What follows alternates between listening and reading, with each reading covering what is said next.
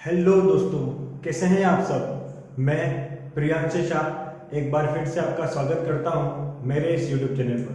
दोस्तों, आज का हमारा वीडियो जो छोटे छोटे क्वेश्चन आते हैं एग्जाम में पार्ट ए में एक एक लाइन वाले, उस टाइप के बेस पर है। मैं आज आपको बताऊंगा कि केमिस्ट्री में कुछ इंपॉर्टेंट क्वेश्चंस हैं जो एक एक लाइन में आते हैं और किस क्वेश्चन को किस टाइप से हल करना है, कितना पूछा गया और कितना लिखना है, उसके बारे में स्टार्ट करते हैं। तो चलिए, आज का हमारा वीडियो केमिस्ट्री के कुछ क्वेश्चंस के बेस पे है, बीएससी के बेस पे, और उसमें भी फर्स्ट ईयर के अंदर ज्यादा क्वेश्चन है। सेकेंड ईयर के रिलेटेड भी है, लेकिन फर्स्ट ईयर के जो बच्चे हैं उनके लिए क्वेश्चंस ज्यादा है। तो देखिए, आप चलिए स्टार्ट करते हैं आज का हमारा वीडियो। उसके बाद वीडियो को लाइक कीजिए, चैनल को सब्सक्राइब कीजिए, साथ ही वीडियो को शेयर करते रहिए। और यदि आपको कोई टॉपिक समझ में नहीं आ रहा हो तो मुझे कमेंट बॉक्स में बता सकते हैं और मैं उसके ऊपर वीडियो बनाकर चैनल पर अपलोड कर दूंगा। तो चलिए स्टार्ट करते हैं। आज का फर्स्ट क्वेश्चन जो है, और जो भी क्वेश्चंस हैं आपको वो नीचे डिस्क्रिप्शन में हिंदी और इंग्लिश दोनों मीडियम में अवेलेबल हो जाएंगे, और सॉल्यूशन है आपको यहाँ मिल जाएगा। तो पहला क्वेश्चन चलते हैं। चलिए, BHC के बारे में पूछा है। BHC क्या है? BHC के बारे में पूछा है कि BHC क्या है। देखिए, इसमें BHC में बहुत सारा पूछ सकता है। एक तो बनाने की विधि पूछ सकता है, उसके बाद इसका पूरा नाम पूछ सकता है। तो चलिए अपन पहले स्टार्ट करते हैं इसके पूरा नाम से। इसका पूरा नाम है, B4 होता है बेंजीन, H4 होता है हेक्सा, और C4 होता है carbon chloride, sorry benzene hexa chloride. इसका पूरा नाम क्या है? Benzene hexa chloride. हिंदी में भी वही और इंग्लिश में भी वही, बेंजीन हेक्सा क्लोराइड। ठीक है, अब ये बनता कैसे वो देख लीजिए, बहुत सिंपल सी है। बेंजीन है, ठीक है, और फिर जब बेंजीन की रिएक्शन आप 3 मोल CO2 के साथ कराते हैं, किसके प्रेजेंस में? सनलाइट के प्रेजेंस में। ठीक है, किसके प्रेजेंस में करा रहे हैं? सनलाइट के प्रेजेंस में। आपको सबको पता है कि बेंजीन के हर एक कार्बन पर हाइड्रोजन होता है। तो होगा कुछ यूं कि जितने भी डबल बॉन्ड है सारे डबल बॉन्ड क्या हो जाएंगे? ब्रेक हो जाएंगे। सारे डबल बॉन्ड ब्रेक हो गए। अब एक एक तीनों डबल बॉन्ड ब्रेक हुए, इसलिए हर कार्बन के ऊपर एक एक वैलेंसी क्या हो गई? फ्री। और हर कार्बन के ऊपर पहले से क्या मौजूद था? हाइड्रोजन। तो यहाँ पर हाइड्रोजन पहले से मौजूद है, यहाँ पर भी, यहाँ सॉरी यहाँ पर भी, यहाँ पर भी, यहाँ पर भी और यहाँ पर भी। ये 6 जगह, 1 2 3 4 5 6, और 3 Cl2 है। एक Cl2 का मतलब होता है 2 Cl, ये होता है आपका एक Cl2, या फिर 3 धरेंगे। टोटल कितने हो गए? 6।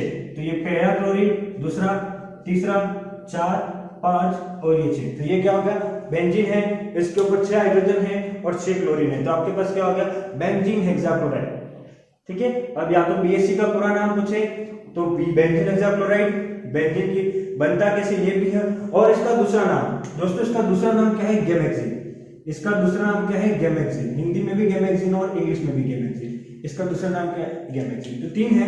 आपको BHC का पूरा नाम पूछ सकता है। दूसरा, आपको BHC बनाने की प्रिपरेशन पूछ सकता है। तीसरा, आपको BHC का दूसरा नाम पूछ सकता है। बहुत सारे जो है वो आपको कोई ना कोई क्वेश्चन के रूप में पूछ सकता है।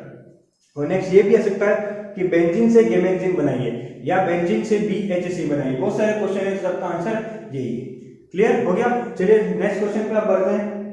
और नेक्स्ट क्वेश्चन है आपका, IUPAC नाम दे रखा है आपको, IUPAC नाम लिखना है। और किस किस का IUPAC नाम दे रखा है आप देख लेते हैं। एक दे रखा है नियोपेंटेन। नियोपेंटेन का क्या करना है? IUPAC नाम लिखना है। नियोपेंटेन, इस नियोपेंटेन का IUPAC नाम लिखिए। ठीक है, और एक और क्वेश्चन दे रखा है ओपन, हाँ पेंटेन का IUPAC नाम लिखिए। और एक और दे रखा है आइसोहेक्सेन। 2 क्वेश्चन दे रखे, अपन दोनों को एक साथ कर लेते हैं, इजी समझ जाएगा। देखिए, ग्रुप है अलग अलग, और ग्रुप कैसे? अगर आपके पास कोई कार्बन है और उस कार्बन के ऊपर 3 CH लगे हुए, कार्बन की 4 वैलेंसी होती है, सबको पता है, और कार्बन के ऊपर 3 CH लगे हुए हैं और एक वैलेंसी फ्री है, तो ये आपको कहलाता है नियो ग्रुप। हिंदी में भी बोलते हैं नियो। ठीक है, और यदि कार्बन पर 2 CH लगे हुए, यदि किसी कार्बन पर 2 CH लगे हुए हैं और एक हाइड्रोजन लगा हुआ है और कार्बन की वैलेंसी फ्री होती है, ये कहलाता है आपका आइसो ग्रुप। क्या कहलाता है? आपका आइसो ग्रुप। तो ध्यान रखना, बहुत सिंपल सा है। कार्बन की 4 वैलेंसी होती है, सबको पता है, और यदि एक कार्बन पर 3 CH लगे हुए हैं और एक वैलेंसी फ्री है, और यदि एक कार्बन पर 2 CH लगे हुए हैं, तीसरा हाइड्रोजन और एक वैलेंसी फ्री है, तो वो क्या कहलाता है? आइसो।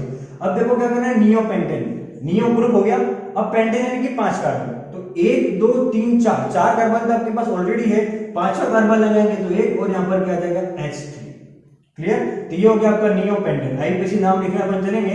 नेक्स्ट है आइसोहेक्सेन। ये हो गया आपका आइसो ग्रुप। कितने कार्बन है? 3, 1 2 और 3 है, तो आपको 3 और करने, क्योंकि हेक्स मतलब होता है 6। तो ये हो गया CH2, यहाँ पर भी CH2 और यहाँ पर भी CH3। करेक्ट। ये क्या हो गया आपके पास आइसोहेक्सेन। अब नियोपेंटेन का है कैसे नाम, कहीं से भी करो कार्बन की शक्ल कितनी है कि 3, 1 2 3 1 2 3 1 2 3 1 2 3 1 2 3 1 2 3 1 2 3, कहीं से भी करो 3 ही आएगी। और दो जस्ट सिंपल रहते हैं, ये हो गया 1, ये हो गया 2 और ये हो गया 3। और 2 नंबर पर मिथाइल लगे हुए हैं, 2 नंबर पर मिथाइल लगे हुए हैं। और कितने मिथाइल लगे हुए हैं, 2। तो अपन दोनों को सोल्व करेंगे। 2 नंबर पर 2 मिथाइल ले रखे हैं तो दोनों को सोल्व करेंगे। तो 2 नंबर पर 2 मिथाइल, करेक्ट। तो 2 नंबर पर 2 मिथाइल से 2 पा लिखेंगे 2, 2 और 2 है इसलिए डाई, CH3 को बोलते हैं मिथाइल। और 3 कार्बन है, 3 कार्बन को क्या कहलाता है अपन प्रोप। और क्योंकि तीनों कार्बन सिंगल बॉन्ड से जुड़े हुए इसलिए N, तो प्रोपेन। ठीक उसी तरह यहां से 1 2 3 4 5 1 2 3 4 5 तो है, लेकिन यहां से करेंगे नंबरिंग, क्योंकि IUPAC का रूल कहता है कि कार्बन की लंबी श्रृंखला चेंज करने के बाद बचा हुआ ग्रुप क्या कहलाता है, सब्स्टिट्यूट। और नंबरिंग उस जगह से करनी है जहां पर सब्स्टिट्यूट को कम नंबर मिले। 1 2 3 4 यहां से करे पर 4, 1 2 यहां से करे पर 2। नंबरिंग उस जगह से करनी है जहां पर सब्स्टिट्यूट को कम नंबर मिले। तो 1 2 3 4 5। अब 2 पर मिथाइल इसलिए यहां पर क्या जाएगा 2 मिथाइल, और 5 कार्बन दे रहे इसलिए पेंट, और पीछे क्या जाएगा N, 2 मिथाइल पेंटेन। क्या आ जाएगा 2 मिथाइल पेंटेन। ठीक है, सिंपल सी बात है। नंबरिंग वहां से करनी है जहां से कम नंबर मिले। तो ध्यान रखना कि क्या होता है जब किसी कार्बन पर, पहले तो आपको ग्रुप आइसो नियो ग्रुप देखना है। जब किसी कार्बन के ऊपर 3 CH3 जुड़े हुए होते हैं और उस कार्बन की एक वैलेंसी फ्री होती है, यानी कि ये, तो ये कहलाता है नियो ग्रुप। और जब किसी कार्बन पर 2 CH3 जुड़े हुए होते हैं और एक हाइड्रोजन जुड़ा हुआ होता है और एक वैलेंसी फ्री होती है, तो वो क्या कहलाता है आपका आइसो ग्रुप। चलिए अब नेक्स्ट क्वेश्चन है दोस्तों आपका इनऑर्गेनिक बेंजीन क्या है। इनऑर्गेनिक बेंजीन, इनऑर्गेनिक बेंजीन, ठीक है। और इनऑर्गेनिक बेंजीन का नाम होता है बोराजिन, जिसको अपन बोलते हैं शॉर्ट में बोराजिन। और इस बोराजिन का फार्मूला होता है B3N3H6, यानी कि कार्बन नहीं है इसके अंदर, तो ये क्या हो गया इनऑर्गेनिक। अब देखिए स्ट्रक्चर, एक B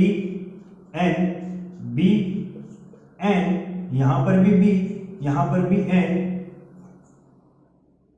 सॉरी यहां पर N है और यहां पर क्या आएगा B, अल्टरनेट फॉर्म में होंगे। और हर एक पे क्या जुड़ा हुआ हाइड्रोजन, तो B3N3H6, ये आपका क्या होगा बोराजोन, जिसको अपन क्या बोलते हैं इनऑर्गेनिक बेंजीन और कार्बनिक बेंजीन। क्लियर। नाइट्रोजन के पास लोन पेयर है, तो वो लोन पेयर चाहे तो आप इसको कोऑर्डिनेट बोन्सिन बना सकते हो। हर नाइट्रोजन एक बोरॉन को क्या देगा, लोन पेयर भी दे सकता है। ये स्ट्रक्चर भी सही है और आपने जो बनाई है वो स्ट्रक्चर भी सही है। दोनों स्ट्रक्चर सही है, आप कोई भी स्ट्रक्चर आसानी से बना सकते हैं। चलिए नेक्स्ट बढ़ते हैं आगे अगले क्वेश्चन के ऊपर। अगला क्वेश्चन है DDT को बनाने की विधि। DDT को बनाने की विधि लिखिए। DDT बहुत ही सिंपल सा क्वेश्चन है। DDT बनता कैसे है, देख लीजिए। क्लोरर बहुत इंपॉर्टेंट रिएक्टेंट है, CCl3CHO, क्या है CCl3CHO, ये आपका एक रिएक्टेंट है। और दूसरा रिएक्शन है क्लोरोबेंजीन, और क्लोरोबेंजीन में कितने लेने हैं आपको, 2। ठीक है। रिएक्शन ये है कि जब CCl3CHO, यानी कि इसका नाम क्या है क्लोरल, जब किसी क्लोरर की रिएक्शन क्लोरोबेंजीन के साथ सांद्र H2SO4 की उपस्थिति में कराते हैं तो आपको क्या बनता है DDT।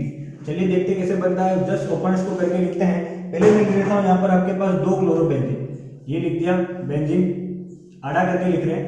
और ये आ गया आपका Cl, ये भी लिख दिया बेंजीन, आड़ा करके लिख रहा हूं। और ये भी आ गया आपका Cl। ठीक है, ये 2 है आपके पास बेंजीन। और बेंजीन जो दे रखे हैं, सॉरी क्लोरोबेंजीन, और क्लोरोबेंजीन के पैरा पोजीशन पर क्या जुड़ा हुआ है, हाइड्रोजन। यहाँ पर हाइड्रोजन, ऑब्वियसली हर किसी के पास हाइड्रोजन एक प्रेजेंट होता है। और आपके पास क्या दे रखा है, क्लोरल, क्लोरल यानी कि CCl3 के साथ CHO। देखिए लिखते कैसे हैं, ये कार्बन, इसके ऊपर 3 Cl, एक Cl यहाँ पर और एक Cl यहाँ पर बना रहा हूँ। एक कार्बन के ऊपर 3 Cl और ये CH, यहाँ पर क्या जाएगा डबल बॉन्ड, और यहाँ पर बीच में प्लस। और किसकी प्रेजेंस में हो रहा है, कंसंट्रेट H2SO4 की प्रेजेंस में। करेक्ट, ये हो गया आपका क्लोरल CCl3, एक Cl3 दूसरा Cl3 H के साथ C डबल बॉन्ड। जब किसी क्लोरल की अभिक्रिया क्लोरोबेंजीन के साथ कंसंट्रेट H2SO4 की उपस्थिति में कराते हैं तो देखिए किस प्रकार से बाहर निकलता है। ये जो H है, ये 2H इस ऑक्सीजन को लेकर H2O के रूप में बाहर, यहां से H2 बाहर, तो बनने वाला कंपाउंड DDT। देखिए नीचे लिख रहा हूं, यहाँ पर ये बनने वाला कंपाउंड DDT। ये कार्बन, ये Cl, ये Cl, ये Cl, इस कार्बन के साथ एक हाइड्रोजन जुड़ा था। अब क्या है, 2 बेंजीन की रिंग, डबल बॉन्ड टूटा है और एक बेंजीन की रिंग कहां से जुड़ रही है, यहां से, इस कार्बन के ऊपर से। ये देखिए ये यहाँ पर आ गया Cl सेम कंडीशन में, और सेम उसी कंडीशन में एक कार्बन से पर क्या जुड़ा हुआ है, दूसरा, ये यहाँ पर किसी। ठीक है, तो ये क्या आ गया क्लोरो। अब इसलिए कहते हैं डाइक्लोरो डाइफिनाइल ट्राइक्लोरोएथेन, DDT का पूरा नाम। 1 2 डाइक्लोरो, 1 2 डाइफिनाइल, 1 2 3 ट्राइक्लोरो और 1 2 कार्बन की 2 चेन इसलिए एथेन। तो डाइक्लोरो डाइफिनाइल ट्राइक्लोरोएथेन, ये किसका नाम हो गया? DDT का। तो ये आपके पास क्या बन गई? DDT की पूरी स्ट्रक्चर। ठीक है, तो बहुत सिंपल सा है। DDT को बनाने के लिए यूज किए जाने वाले 2 रिएक्टेंट कौन से हैं? एक तो है क्लोरर और दूसरा कौन सा है आपके पास? क्लोरोबेंजीन। किसके बेसिस में करा है? H2SO4 की उपस्थिति में। तो बनने वाला कंपाउंड क्या है? DDT। क्या बाहर निकल जाएगा? वाटर। चलिए नेक्स्ट चलते हैं अगला क्वेश्चन। अगला क्वेश्चन है फ्रैंकलिन अभिकर्मक क्या कहलाता है? ठीक है, फ्रैंकलिन अभिकर्मक बहुत सिंपल सा है, Zn यानी कि जिंक। और सबको पता है कि जिंक कितनी वैलेंसी कितनी होती है? +2, यानी कि जिंक 2 पोल लेता है। एक R यानी कि एल्काइल ग्रुप यहाँ पर, एक R एल्काइल ग्रुप यहाँ पर, यानी कि क्या बन गया शॉर्ट में? R2Zn। R2Zn, R का मतलब होता है एल्काइल। अब आप CH3 लगाओ, इथाइल लगाओ, कुछ भी लगाओ, वो क्या है आपका? इथाइल। लेकिन इसका सबसे बेस्ट एग्जांपल है डाई इथाइल जिंक। क्या एग्जांपल है? Di ethyl zinc. दोनों तरफ क्या लिखा दोगे? Ethyl, CH3 CH2 CH3 CH2 यानी कि C2H5। तो R2Zn आपका क्या कहलाता है? फ्रैंकलिन अभिकर्मक। ये क्वेश्चन जो है वो पुराने पेपर में भी आ चुके हैं और इस साल इस पेपर में भी आने की संभावना है। ठीक है, अगला क्वेश्चन है सरल रेखा का समीकरण लिखिए। राइट द इक्वेशन ऑफ, या right the equation of linear. ठीक है, सरल रेखा का समीकरण लिखिए। सरल रेखा का समीकरण होता है y बराबर mx प्लस c, जहां पर m क्या है? ढाल, जिसको अपन क्या बोलते हैं? स्लोप। करेक्ट, y बराबर mx प्लस c, ये है सरल रेखा का समीकरण, जिसको अपन क्या बोलते हैं? ढाल। Correct, clear? चलिए नेक्स्ट चलते हैं आगे क्वेश्चन पर। अगला क्वेश्चन बहुत ही इंपॉर्टेंट है कि क्या है? दे रखा है किसी एल्काइल हैलाइड से एथेन बनाने की अभिक्रिया लिखिए। किसी भी एल्काइल हैलाइड, कोई एल्काइल हैलाइड से क्या बनाना? एथेन। आपको बनाना क्या है? एथेन। किससे? एल्काइल हैलाइड से। एल्काइल हैलाइड से आपको क्या बनाना है? एथेन। अब आप कोई भी रिएक्शन से बनाइए, लेकिन बहुत ही सिंपल सी रिएक्शन आपको दे रखी है। एल्काइल हैलाइड का मतलब क्या होता है? कोई भी RH, यानी कि एक एल्काइल ग्रुप और दूसरा क्या आ गया? हैलोजन। और एल्केन का मतलब होता है, एथेन का मतलब RR, 2 कार्बन क्या हो रहा है आपके साथ में जुड़ रहे हैं। Correct, alkyl halide. तो एल्काइल हैलाइड से एथेन बहुत ही इंपॉर्टेंट रिएक्शन और बहुत ही सिंपल है, आप बहुत बार पढ़ते आ रहे हैं छोटी क्लास से, जिसका नाम है वुड्स रिएक्शन, वुड्स अभिक्रिया। बहुत ही जिंदगी वुड्स अभिक्रिया है। बस वुड्स अभिक्रिया में इतना ध्यान रखना है कि जो अपन रिएक्टेंट लेते हैं वो 2 बार लेना है। करेक्ट, यानी कि एक RH कितने बार लोगे? 2 बार। अब आपको 2 बार कार्बन बनाना है। 2 कार्बन का बनाना है, इसलिए अपन एक एक कार्बन के 2 लेने हैं। करेक्ट, तो जैसे ले लिया मैंने CH3Cl मिथाइल क्लोराइड, और दूसरा किसकी प्रेजेंस में होती है वुड्स अभिक्रिया? सोडियम की प्रेजेंस में, और एक और मिथाइल ये रहा, और साथ में क्या आता है? Dry ether. तो ये रहा कि जब किसी एल्काइल हैलाइड के 2 मोल की अभिक्रिया सोडियम के साथ ड्राई ईथर की उपस्थिति में कराते हैं तो एल्केन का निर्माण होता है। तो यहाँ पर ले लिया अपन ने 2 मोल मिथाइल क्लोराइड। तो देखना होगा क्यों ये 2 Na इसलिए लिखी क्योंकि 2 क्लोरीन है। एक Na एक Cl को, दूसरा Na दूसरे Cl को, मतलब 2 मोल NaCl माइनस ट्वाइस मोल NaCl माइनस ट्वाइस मोल NaCl बाहर निकल जाएगा, और ये CH3 ये CH3 आपस में आकर जुड़ जाएंगे। ये पहला CH3 ये दूसरा CH3, बनने वाले कंपाउंड का नाम क्या है? Ethane.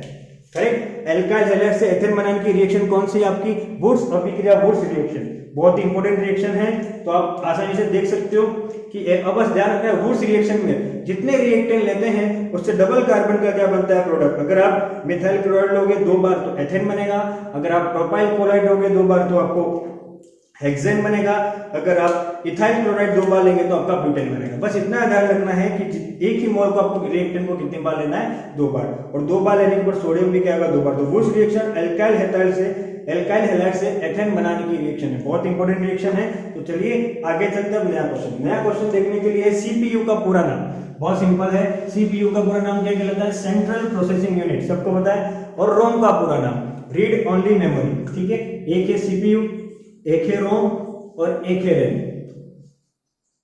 Correct, central processing unit, read only memory, random access memory, दोनों के नाम, तीनों के नाम बहुत ही सिंपल है, बच्चा जानता है। लेकिन CPU कहाँ आता है? तीनों जो चीज होती है वो कंप्यूटर में यूज होती है। CPU central processing unit, ROM read only memory, RAM read access random access memory. Correct, next चलते हैं आगे। नेक्स्ट है बंध क्रम का सूत्र लिखिए। Right the formula of bond order. बंध क्रम का सूत्र लिखने के लिए बहुत ही सिंपल सा है, क्या है? बंधी कक्षक में उपस्थित इलेक्ट्रॉन, बंधी कक्षक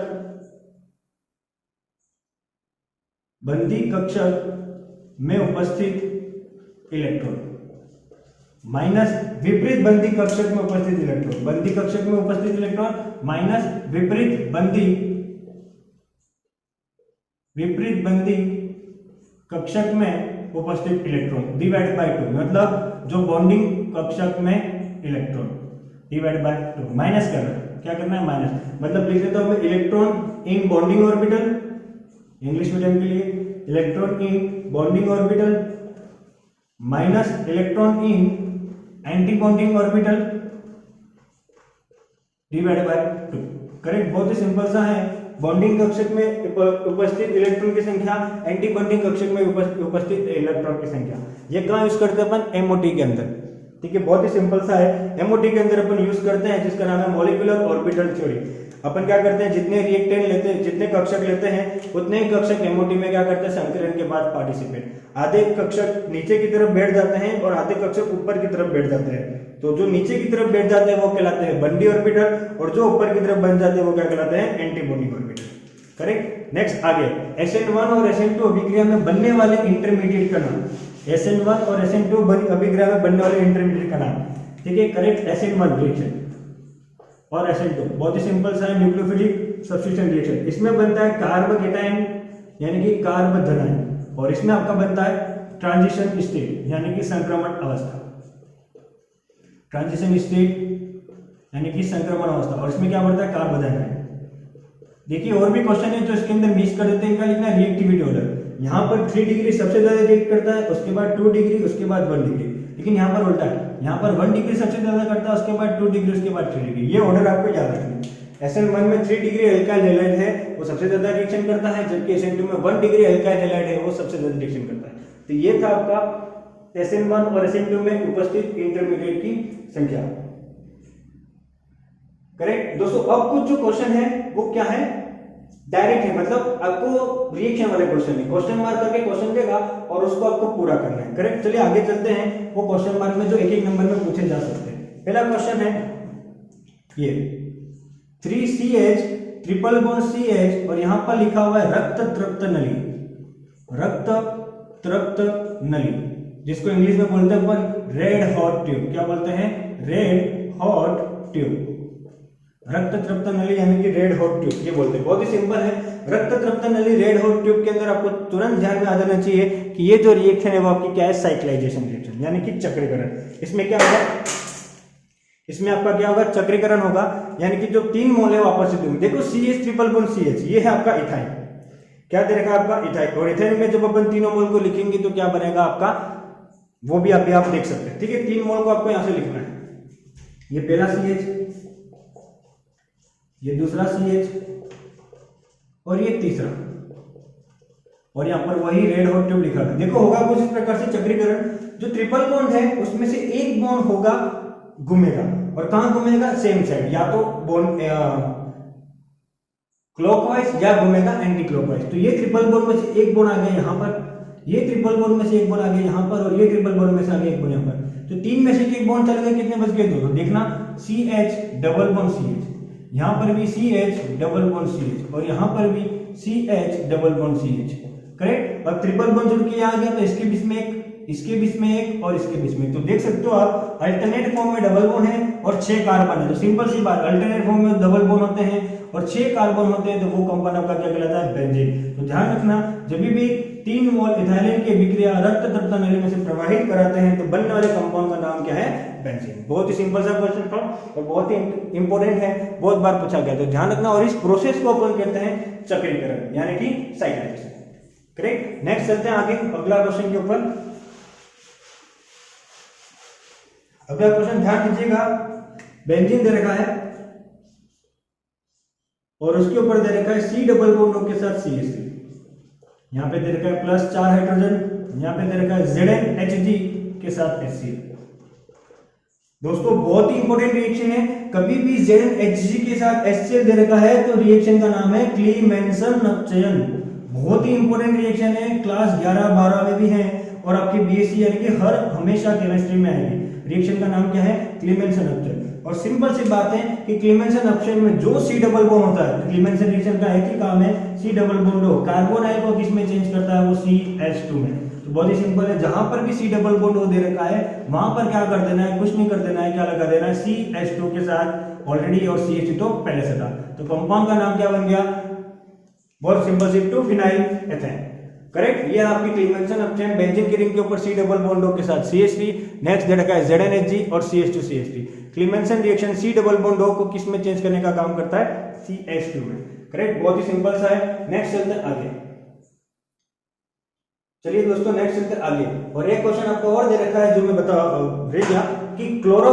चलिए आगे चलते हैं, यहाँ पर दे रखा है Cl3 COOH, C के साथ COOH, और यहाँ पर दे रखा है F3 C के साथ COOH। बहुत सिंपल सा। अब इसमें कौन सा ज्यादा एसिडिक है, तो देखना इसमें ज्यादा एसिडिक कौन सा, ये वाला। करेक्ट, क्योंकि बना के देख लो आप, C डबल बॉन्ड O के साथ एक H, यहाँ पर एक कार्बन, और इस कार्बन पे कितने Cl है, 3 Cl। यहाँ पर भी same C double bond O OH, यहाँ पर एक कार्बन के साथ कितने F है, 3 H। तो ध्यान रखना इस दोनों में अम्लीय कौन सा है, ये वाला, ये ज्यादा अम्लीय है। अम्लीय इसलिए है क्योंकि देखना यहाँ पर दोनों जगह सेम है, यहाँ पर भी 3 फ्लोरीन है और यहाँ पर 3 क्लोरीन है। तो ध्यान रखना जिसका माइनस आई इफेक्ट ज्यादा, अपन पढ़ चुके हैं बहुत बार, जिसका माइनस आई इफेक्ट ज्यादा होता है, जिसका माइनस आई इफेक्ट ज्यादा होता है वही सबसे ज्यादा एसिडिक होता है। तो ध्यान रखना यहाँ पर F का जो माइनस आई इफेक्ट है, फ्लोरीन का माइनस आई इफेक्ट क्लोरीन से क्या होता है, ज्यादा। और दूसरी बात अपन ये भी समझ सकते हैं कि फ्लोरीन की जो विद्युत होती है वो क्लोरीन से क्या होती है, ज्यादा। तो क्लोरीन की अपेक्षा वो जल्दी इलेक्ट्रॉन को खींचेगा, और जितना जल्दी इलेक्ट्रॉन खींचेगा ये एसिड उतना ही तेजी से H+ को त्याग देगा। तो इन दोनों में कौन सा ज्यादा अम्लीय है, कौन सा है, फ्लोरो एसिडिक एसिड। ठीक है, चलिए आगे चलते हैं नेक्स्ट क्वेश्चन के ऊपर। आपको दे रखा है एथीन, आपको दे रखा है एथीन, और इस एथीन के साथ दे रखा है आपको half O2, ethene plus half O2, और यहाँ पर क्वेश्चन मार्क पे दे रखा है कि एक प्रोडक्ट क्या बनेगा। देख लीजिए अगर एथीन है और एथीन के साथ हाफ O2 तो है लेकिन ऑक्सीजन कितने, एक, क्योंकि O2 का मतलब होता है 2 ऑक्सीजन और आधा, 2 ऑक्सीजन का आधा कितना होता है, 1 ऑक्सीजन। तो इसमें प्रोडक्ट बनेगा, ये डबल बॉन्ड यहाँ से होगा break, CH2 single bond CH2, और ये जो एक ऑक्सीजन है वो दोनों के साथ जुड़ेगा, और बनने वाले प्रोडक्ट का नाम क्या है, एपॉक्साइड। क्या प्रोडक्ट बनेगा, एपॉक्साइड। तो ध्यान रखना ये प्रोडक्ट बनेगा। नेक्स्ट आगे चलते हैं, दिए गए स्ट्रक्चर में अल्फा हाइड्रोजन की संख्या निकालिए। दिए गए स्ट्रक्चर में अल्फा हाइड्रोजन की संख्या निकालिए। बहुत सिंपल है, CH3, C के ऊपर पॉजिटिव चार्ज, यहाँ पर CH3, यहाँ पर CH2 के साथ C। देखो दोस्तों, देख सकते हैं यहाँ पर कोई भी फंक्शनल ग्रुप नहीं है। अपन ऑर्गेनिक के अंदर फंक्शनल ग्रुप और उसके पास वाले कार्बन को बोलते हैं अल्फा कार्बन। तो यहाँ पर आपको निकालना है अल्फा हाइड्रोजन। तो यहाँ पर जो होगा वो कार्बन के ऊपर प्लस से वहां से दिखा जाएगा, वो कार्बोकेटायन है, और उसके आसपास वाले कार्बन कौन से जाएंगे, अल्फा। ये भी अल्फा कार्बन, ये भी अल्फा, और ये भी अल्फा, ये बीटा हो जाएगा। लेकिन ये अल्फा, ये अल्फा, अल्फा, तो 3 हाइड्रोजन यहाँ, 3 हाइड्रोजन यहाँ, 2 हाइड्रोजन, टोटल कितना हाइड्रोजन होता है, 8। तो दिए गए स्ट्रक्चर में कितना हाइड्रोजन प्रेजेंट है, 8। तो चलिए ये आपके कुछ इंपोर्टेंट क्वेश्चन थे, और अपने सारे क्वेश्चन समाप्त होते हैं। मैं आपसे मिलूंगा अगली वीडियो में कुछ और क्वेश्चन के साथ, और इसी बीच अगर आपको कोई टॉपिक समझ में नहीं आ रहा तो मुझे आप कमेंट बॉक्स में बता सकते हैं। तो तब तक के लिए धन्यवाद।